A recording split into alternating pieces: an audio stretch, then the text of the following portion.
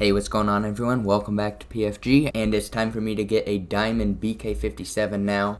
For this weapon, I got to use the Mardi Gras camo, which is actually, well, let me see right here. It should be a rare skin, actually OG quote-unquote rare, but it's not. And the reason why is, for some reason, they gave this skin to a ton of bots. I see this skin a lot, and really I shouldn't be because this was a purchased skin. This is not a free skin that anyone could have. Right here I'll pop up on the screen.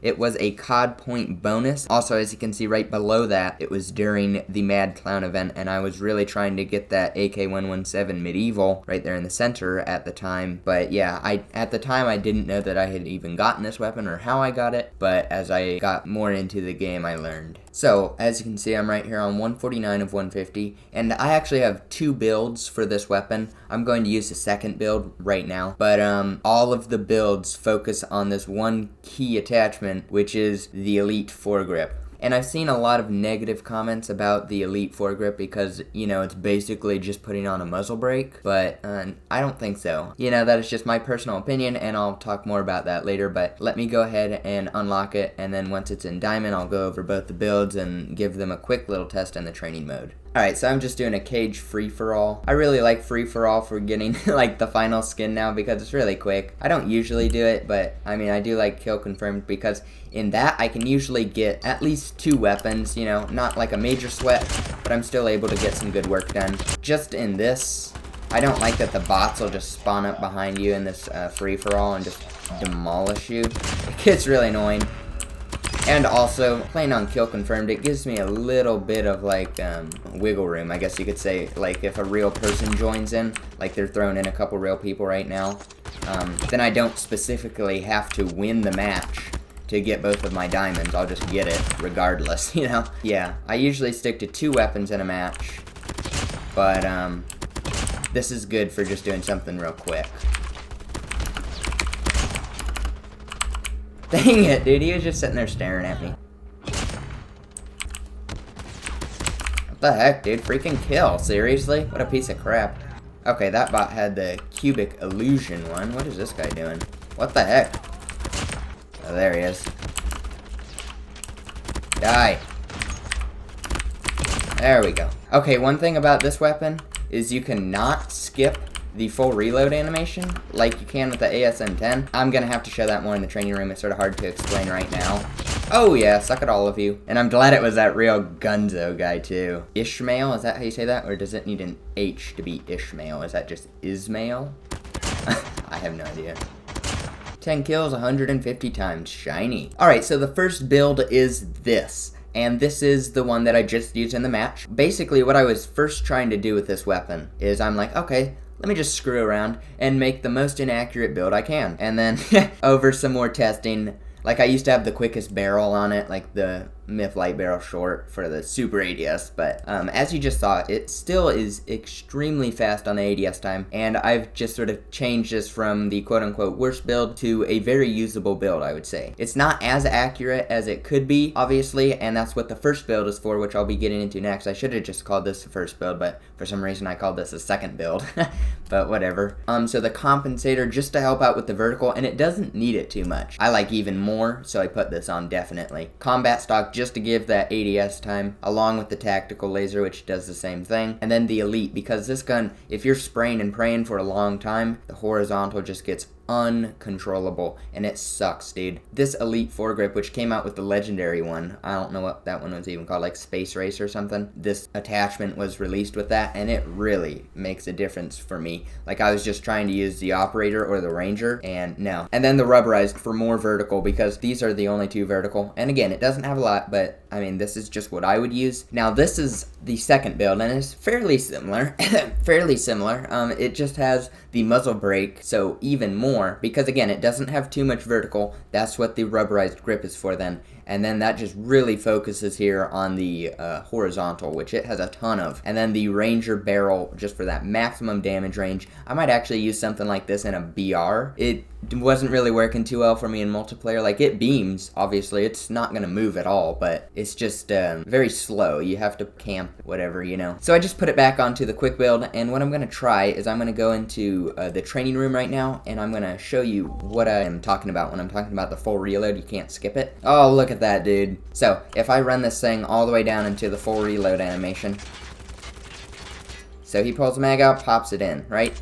At the point when he puts the mag back in, that's usually the point when you can ADS and cancel the rest of the reload animation, right, with the ASM10. You can't do that with this, because if you'll watch the numbers, again, just watch that number, when it says 0, it doesn't actually go back up to 35 until he completes the full reload animation. And that's just absolutely stupid. But yes, again, if you want an extremely accurate build, use the other build that I showed just a little while ago. Look at how massive these diamonds are right in here and up here, like down here. That looks really weird. I don't like that. It doesn't match at all.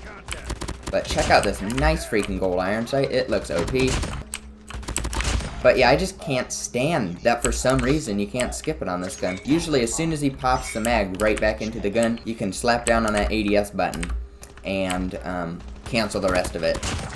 This makes it more realistic, because what they said when they first added the full reload animations, they're like, okay, so we're not gonna make you have to wait for them because it's gonna make it take longer to reload. Like absolute idiots. That's what it does in real life, so I mean, this gun is realistic, but just comparing it to the other guns is what I'm complaining about. It's just, like, not really fair to use this gun if someone else can skip it while I can't. But it's a nice freaking gold weapon, or diamond and gold, I guess. The compensator looks a little bit weird there on the tip, but they do look so nice every time. I love diamond weapons. Shoot. Shoot. Thank you. Get around the corner. I do like this build that I found. Like, I was literally just screwing around. Okay, let's make it accurate. And no. Oh, here comes some real players. Great. I did have the BK57 Wild West. I did not buy it in the bundle because for some reason they re-released it in a bundle. I did not buy it in that bundle. I got it back in whichever season that was. I can't even remember. Season 6? Whichever season had the MSMC Wild West. It was in the crate for that season. Back when they had that delicious crate system. DLQ... Ew, he puts an optic on a legendary. What a retard. Anyways, he probably bought that from the 4U section. I doubt he's OG. Oh yeah, you suck. Can't even use those akimbos very good. Okay, for some reason, as soon as it's a real person, I can't hit them. They actually have game sense, I guess. Oh, there you go. What skin does he have on that there? Vagabond, that's such an ugly series. Just a definite remake of Breach. But yeah, yet again, very diamondy. Did I say, what the heck? The LK24 is sort of low still. It's only at like 62, I believe. I'm not sure if I already said that or not. But it's still fairly low. Yeah, get out of here, retard. I should have taken that out earlier. Dang it. I feel like he reloads quicker when he's on a full empty mag. Just the part where he takes out the mag and puts in the new one. I literally feel like that part is faster on this gun. Maybe that has something to do with why you can't skip the full reload animation, but it definitely feels quicker to me. It could, I think they could do that for all the weapons. Just if you're completely empty, do not allow you to skip the full reload animation, but make the actual reload a little bit quicker so that it ends up being the same time while still looking cool. Anyways, we learned a few things today. I guess that you can make this gun extremely accurate while still not having a very slow build on it. I mean, the very slow one is exceedingly accurate. You can beam people across crossfire, alright? Anyways, super cool diamond, except for the really massive ones up in there, like on the underside and right here. They look weird. I don't like how they have different sizes across the entire weapon. But that is the BK57 to diamond, and the LK24 is coming up next. As you can see, I have default look off, and I have a magazine on it. That's really just for the rusted skin. If I don't have a magazine on the rusted skin at all, then it just looks like the stock LK24 mag. But if I put a larger mag on, it actually puts rusted camo on the mag, and it just looks really nice in game, so I'm just going with that. But anyways, that is the, let me get the shine on it here, the BK57 Diamond Camo Showcase. So I'm not sure what's coming up next, but it will most likely be the OK, unless I feel like playing some BR, but like I said, I'm not gonna do too many. I just suck every time I record my screen on BR. Like, I take it too seriously, get too stressed, it's annoying.